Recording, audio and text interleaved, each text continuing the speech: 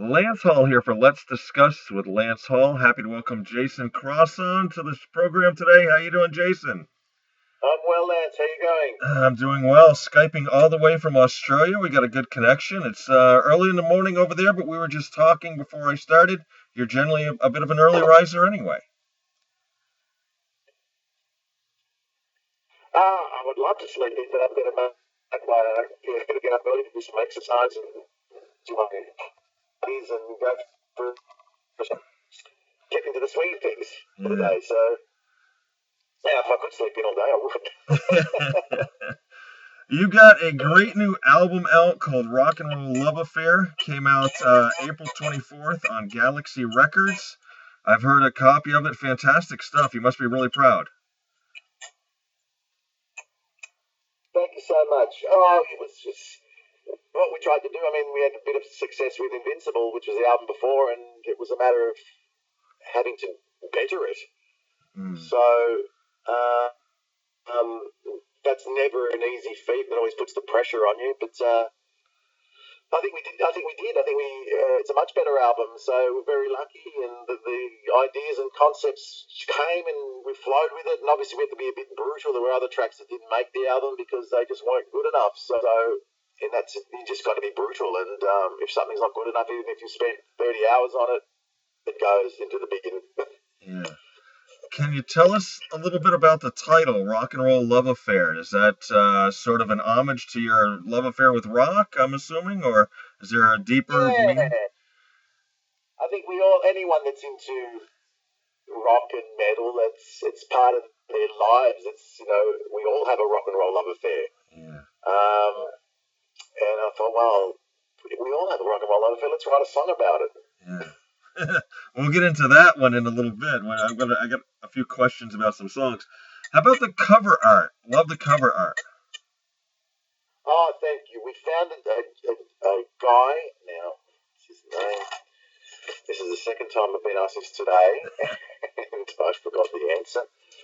So essentially, I was looking through. I had the idea and the concept in my head. I knew exactly what I wanted. And I went to, there's a website called Art Nation where all the artists who do all the graphic arts for video games and so forth, and they've got all their profiles. And I found this guy called Adam Kuzek, who's in Poland. And I approached him, and he wanted to do it. And I just literally told him what I wanted, standing there with the guitar, with the logo and the lightning bolts and the girls flying, and he nailed it. He sent me through the first draft. I went, man, that's exactly what I was looking for. Yeah. So, yeah, hopefully we can use Adam again in the future. He was awesome. That's awesome. You also maintained sort of the same mix and mastering crew that you had with Dwayne, is it Barron and Dave Donnelly? Yeah, well, when you're on a good thing, stick with it. Yeah. Quite the credentials. Yeah, Go ahead. I was doing what my daughter calls stepping on your words. No, just saying. I mean, the guys are amazing. They've got a great history. And now that it's the third time round, Dwayne knows exactly what we sort of want. So I just think he's getting better and better. I mean, it's just amazing. These mixes come through, and it's like, whoa, that sounds great. Yeah. I'm looking at some of the groups they've worked with, Ozzy, Motley Crue, Cooper, Aerosmith, Kiss, Whitesnake. That's amazing. Yeah, I mean, I think before we did our Spreading the Rock and Roll Disease album, I was looking for someone who suited what we did and obviously had a bit of a name, because when you're sort of starting off, there's so many albums out there and so many artists releasing stuff that you need to associate yourself with someone that's going to give you that attention. And we found Dwayne, and Dwayne was just perfect. He'd done Open Up and Say with Poison. He'd done Girls, Girls, Girls. Yeah. It was just the right marriage, so to speak. Yeah. And we've been just using Dwayne and Dave ever since. Yeah. Great. Yeah. Like you said, why break up a great team? That's right. Let's jump into a few of the songs on this album. I've highlighted a couple. The first one that nailed me was Giving Up. What a killer riff to open that up with. Can you tell us a little bit about that? Well, yeah, that song sort of I was actually on a family vacation and we were on the Greek islands in Corfu, and I'm just in the hotel room and this bloody chorus wouldn't go away from my head. Giving up, live, I've given up, live and given up. Yeah. And I guess, when back in the day I was surrounding myself with all this, I still do, listen to motivational stuff like The Secret or Wayne Dwyer or Bob Proctor, all that sort of motivational speakers, just to, right, you've got to keep on going. And this chorus just wouldn't go away from my head, so I just recorded it on my phone, and when we got back home to Australia, I whacked it out, and and obviously I think it's got a bit of a Kiss Unmasked feel to it, I think, with the riffs and so forth. Yeah. The next track I had highlighted was the title track, Rock and Roll Love Affair. Here's what I hear when I heard that. That drumming intro sort of reminded me a little bit of Everybody Wants Some by Van Halen. And then, right, okay. And then when you kind of jump into, though, I got sort of like a Scorpions feel to it, around, the Love at First Sting era Scorpions feel. Am I even close? Well, I mean, that's Love at First Sting and Blackout. They're my two favourite Scorpions albums, so obviously the influences must be coming through. Yeah. But I don't think it was anything intentional, but it's there. I mean, right. It's part of my childhood. It's part of what I grew up with. So I don't want to go away from that. From that genre, because that's what that's what I am, and if I did, it wouldn't be me. I wouldn't be enjoying it. I'm not going to make music for the sake of making it. I want to make music that I enjoy, and if I enjoy it, then I'm sure other people would too. Yeah, there's an obvious 80s, tinge to your music and everything, which is great. I mean, I was there for the 80s, and you've nailed it with this album. Is there another genre of music that's influenced you as well, or are you strictly like an 80s rock guy? I'd say it'd be 90% 80s rock. Obviously a bit of 70s. I mean, I even like a bit of ABBA, to be honest with you. But they wrote great songs and great counter melodies, and it's all catchy rock. Right. Obviously Kiss went all the way through from the 70s to the 80s, but even the stuff now that's coming out, I love some great bands like Crazy Licks and Heat. Mm-hmm. Or a lot of them are European. They're sort of riding that wave. Yeah. Of what do they call it now? They call it melodic rock. Right. Yeah. So, or the new wave of melodic rock, or the new wave of hair metal, or whatever it might be. But that's all influenced as well. I mean, these guys are doing great jobs, and I guess we're in that sort of bands of the 2000s doing melodic catchy rock, which is a big 80s influence. Yeah, and it's great. All those bands you mentioned, are really, really good. Weak at the Knees for Brunette. I love the video. Great video, particularly the ending. That was a great tongue-in-cheek ending. That's my Benny Hill, my love of Benny Hill impression. Yeah. Just what inspired you? I read you just, blondes get all the attention. You wanted to give the dark-haired girls a shot here, right? Well, I'm a brunette man. Yeah. And there are a lot of songs about blondes, Yeah. But it sort of came to me, and I was doing like a hot yoga class, and we had this very attractive brunette instructor, and sort of just, I'm lying on the mat going, I feel like a bit weak at the knees, and it went from there. I like the way you sort of name drop a couple of choice brunettes in there. You got Pat Benatar and Courtney Cox, among others. So very good. Yeah. Well, that was it. I thought, well, we'll do that, and we'll add what the girls that didn't actually. I look at them on the Cat and Zeta Jones, I think when Zorro came out, I was just glaring at the screen. Yeah. Dribbling. Exactly. Possessed sort of jumped out at me, and here's the solo. I'm a guitar solo kind of guy, despite the fact that I can't play guitar. But Possessed was sort of a polished song. You know, it came across as polished thing, but then that solo just jumps in there and just kind of goes right for the jugular. You know, how can you tell us about how that came about? The solo. Well, Yeah. I'm not a lead guitarist, so I'd given all the demos to there's a guy called Stu Marshall, and Stu's played with Death Dealer. Okay. Yeah, Stu's been around for a long time. Dungeon, he's, you know, if you check out Stu, you know, he's legendary. Yeah. So I was at his house. He was doing the guitar. I mean, with what I do is I'll demo everything, but I'm not going to play, you know, solos on the album and do the bass because I'm going to get people who are better than me to do that. Sure. And so, yeah, I think as far as the solos would go, a few of the solos I did, like the easy ones, like for Rest in Peace and so forth. Yeah. And I just said, Stu, just do what I've done there. But stuff that's really complicated, it's not me. So he just went for it and came out with some great stuff. So, Yeah. All cheers to Stu for those amazing solos. Yeah. And then you had, I'm hoping I'm getting this name right. Is it Dario Bartolin?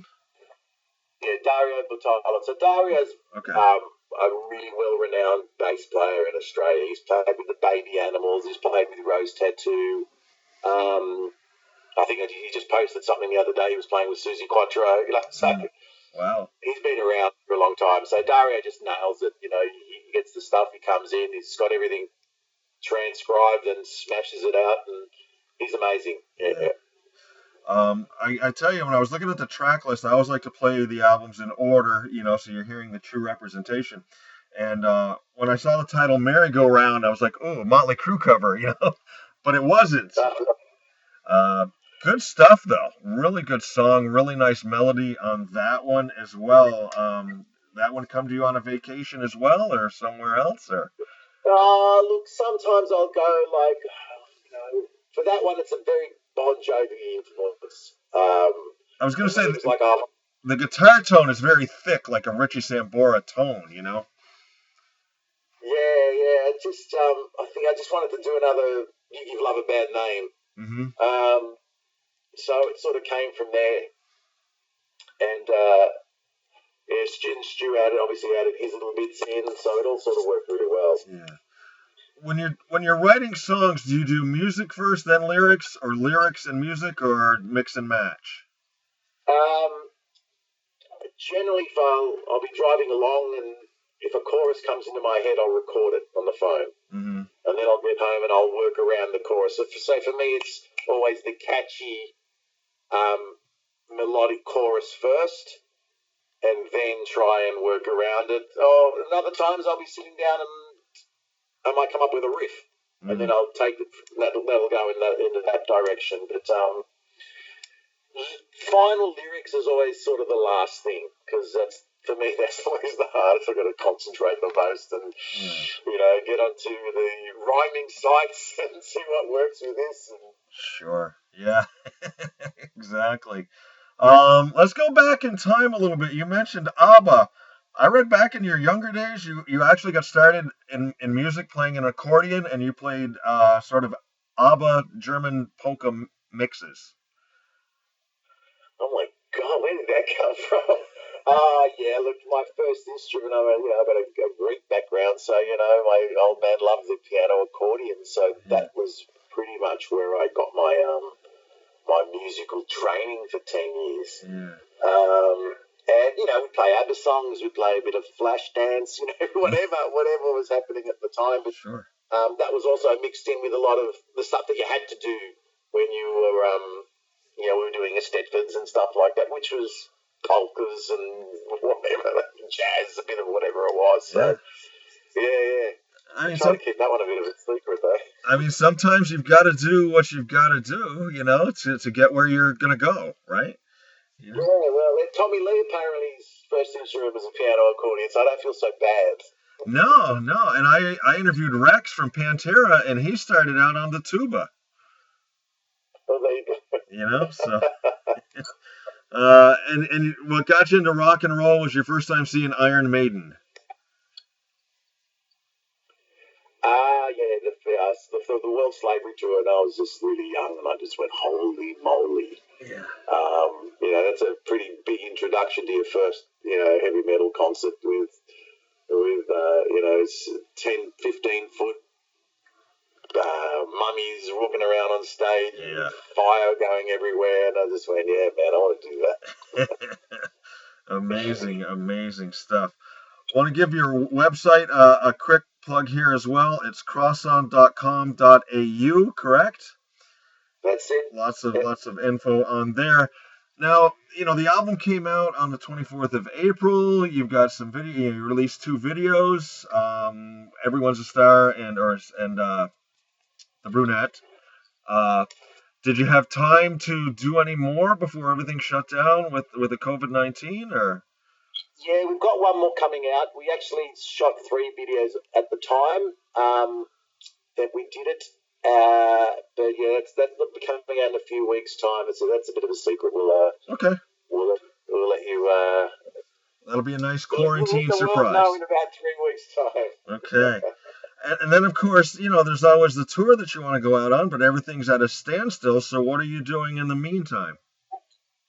We were very lucky. We had part of like a Melodic Rock festival that was happening here. We were doing some of a tour with Janet Gardner from Vixen and Ron Keel and Enough's Enough. So that was a show that sort of went up the east coast of Australia. And then the next week we played with Reckless Love, who were from Finland. And then that was it. It just shut down. Yeah. So we just made it in time to do those shows, or it would have been a bloody financial disaster for everybody. And then we couldn't do the album launch. That's been cancelled.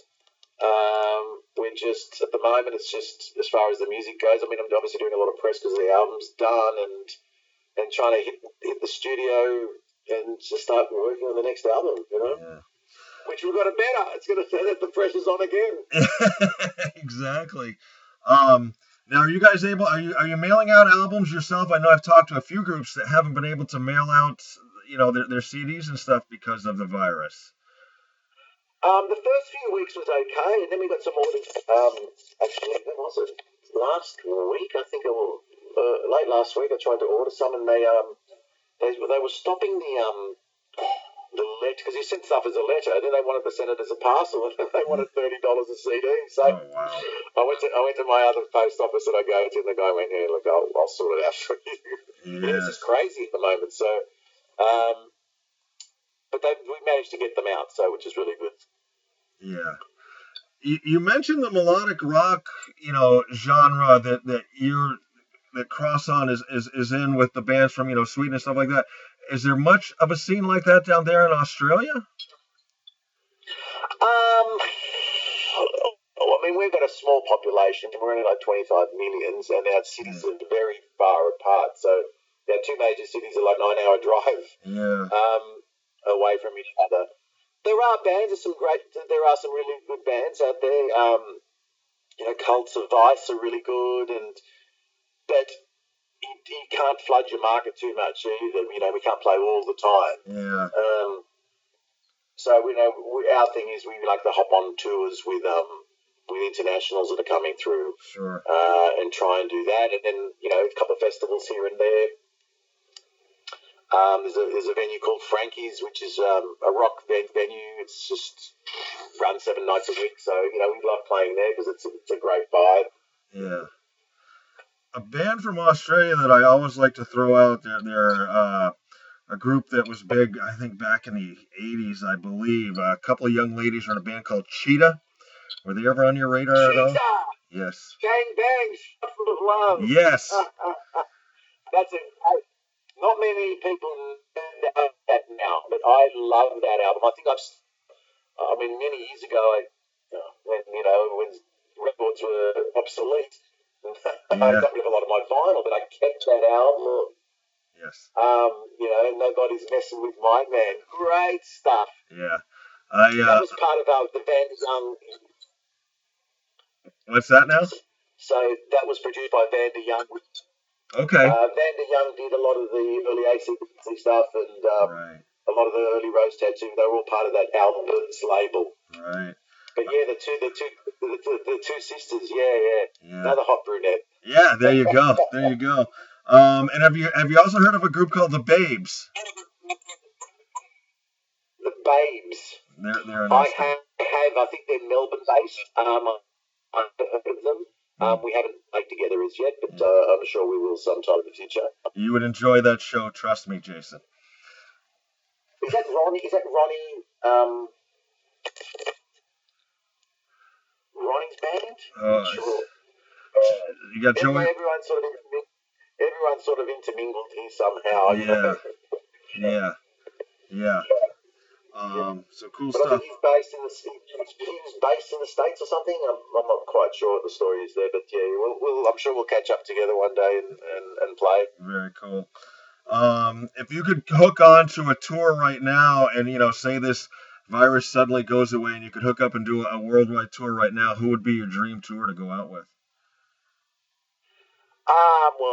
Since it's the Kiss end of the road, I'd love to do that.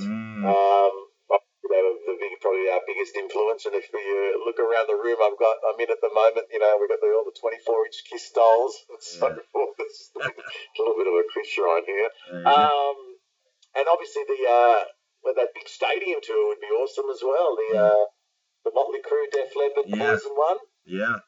That would be fun a great to jump tour. on. Exactly. Jason, I always like to end my interviews with just some fun questions. I'm hoping these are questions you haven't been asked yet. Okay. All right. Fire away. Let's start with this one. What'd you have for breakfast this morning? I had a small glass of beetroot, carrot, celery, apple, and ginger juice and a cigarette. Okay. What is it? I'm Libra. I've got to balance the yin and the yang. Exactly. I'd say you covered just about all the food groups there. What is a day off from music like for you? If it's a day that doesn't involve music, what does that involve for you? I have my own company that I've had for many years, which basically finances everything. So I'll go into the office, I'll check up on the girls, see how they're going. I've still got to make sure that the cash flow comes through or there's no next album. Absolutely. Other than your own music, what is the last piece of music you listened to? Last CD, last song, anything like that? I did a bit of a workout this morning on a spin bike, and on the TV I was listening to Vandenberg Live 1983. Wow, nice. The song was Wait Till the Shit Hits the Fan. Yeah, exactly. Favorite toy growing up as a child? Favorite toy? Wow. I think it might have been one of them. Would have been one that just springs to mind. Now that you mentioned it was I had lots of superheroes, figurines, and all that sort of stuff. That was my thing. And what just sprang to mind was the Bionic Man. Oh yeah. 12-inch action figure. Well, there we go. Well, as long as we're on the subject of superheroes, who's your favorite superhero? I think if you asked me what I wanted to be when I was 6, I would have said Batman. Okay, there you go. Going in the other direction, who was your favorite villain? Oh, a villain. Well, why did Alice Cooper just spring to my head? I don't know. Hey, you never know. If you could go back in time and eat one of your mom's home-cooked meals from your youth, what would you have her make? Oh, that's such a sweet question because she actually passed away last week, so that's a really nice question. Really? Yeah. My sincerest condolences. I had absolutely no idea. Well, the next single is actually a tribute to her, so you'll listen to it on the album. It was written before, but I knew that the day was coming, so we shot the video. Oh, Lord. She was Greek, so she would just, what can I say? The food just flowed out as a kid. I'd probably say one of her, she used to make a great moussaka. So, yeah. Sincerest condolences, Jason. I had in all my research, I did not come across that, or else I never would have Oh asked. no, that's all good. It's just that just thank you for asking. It's brought back a memory. Okay. I'm glad. If we had cameras on, you could see my face is beat red right now. No, all good. I'm good. I'm glad you asked. Thank you. Okay. Last question. This is the most fun one. If they were to make a movie of your life, what actor would you have play you in the movie? And it's your movie, your life. You can pick anybody. Oh my God. I told you Ricky these will be Gervais. ones you've never asked, but been asked before. I hadn't been asked that before, but Ricky Gervais. Why not? Okay. Right.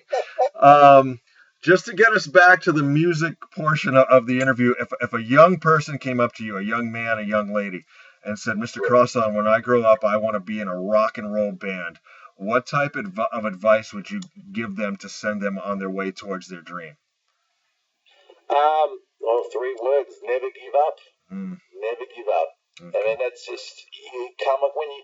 I've come across. I stopped for a little while back in the 2000s because it's just the sharks in the industry and people Mm, trying to rub you left, right, and centre, and it just looks like what is it worth it? But mm. you know what? You just got to keep on going. You have to keep your passion, keep the flame alive.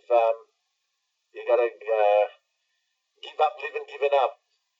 There you go. There you go. Perfect. Jason, I thank you very much. We've been chatting with Jason Crosson here. The new album, Rock and Roll Love Affair, is out now on Galaxy Records. Fantastic stuff. If you're a fan of 80s rock, this is for you. This is just vintage, but new at the same time. Great album, Jason. Be proud, and hopefully the world gets back to some sorts of normalcy here, and you can get out on the road and do what you do.